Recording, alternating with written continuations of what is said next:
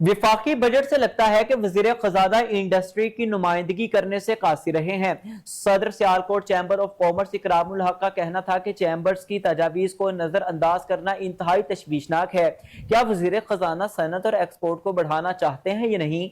हमने जितनी भी तजावीज दी इनमें से एक को भी तकरीर का हिस्सा ना बनाया गया। अगर आपने पुराने वादे को पूरा ना करना था तो क्यों 16% सोलर टैक्स लगाया? वजीर आजम एक्सपोर्ट को इस्लामाबाद मदऊ करें। हमारे मुतालिबात इंतहाई अहम हैं, हल किए जाएं। नेक नीयती के साथ तमाम टैक्सेस बर्दाश्त किए, लेकिन सनत और ताजिर को इग्नोर करना इंतहाई तशवीशनाक है। उनका मजीद क्या कहना था, आइए जानते हैं। हम इस वक्त मौजूद हैं सियालकोट चैम्बर ऑफ कॉमर्स में। 2025 और 26 का बजट पेश कर दिया गया है वफाकी गवर्नमेंट की जानब से। इस वक्त हमारे साथ मौजूद हैं सियालकोट के चैम्बर ऑफ कॉमर्स के सदर इकरामुल हक साहब। हम इनसे जानते हैं कि इस बजट के हवाले से क्या कहना चाहते हैं। आज का बजट और वज़ीर ख़जाना की तकरीर हमारी नुमाइंदगी नहीं कर सकी।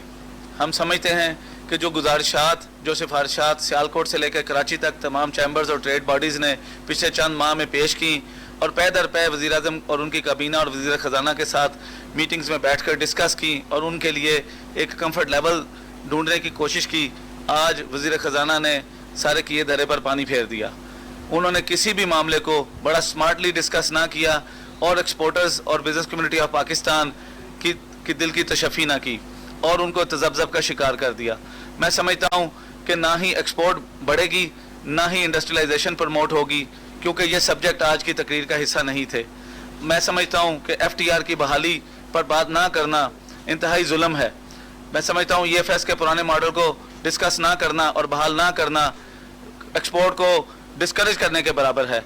मैं समझता हूँ 5% विदहोल्डिंग सेल्स टैक्स एक्सपोर्टर से नाजायज़ तौर पर लिया जाना अनरजिस्टर्ड परचेजेस के ऊपर भी जुल्म है और इसको भी बजट की तकरीर का हिस्सा ना बनाना काबिले सवालिया निशान है। मैं समझता हूँ कि 9% की बिजली मुहैया ना करना और सोलराइजेशन के ऊपर 18% सेल्स टैक्स लगाना कारोबारी बरादरी और एक्सपोर्टर्स के साथ नाइंसाफ़ी है। अगर आप बिजली 9 सेंट यूनिट मुहैया नहीं कर सकते थे तो फिर क्या ज़रूरत थी कि आप 18% सेल्स टैक्स को अनाउंस करते। मैं समझता हूँ कि फॉरेन इन्वेस्टर और लोकल इन्वेस्टर दोनों को आज सरेनौ इग्नोर किया गया और उनकी बात ही नहीं की गई। इन हालात में पाकिस्तान की एक्सपोर्ट आज की तकरीर के मुताबिक मैं समझता हूँ कि अगले साल 20 से 30% नीचे जाएगी।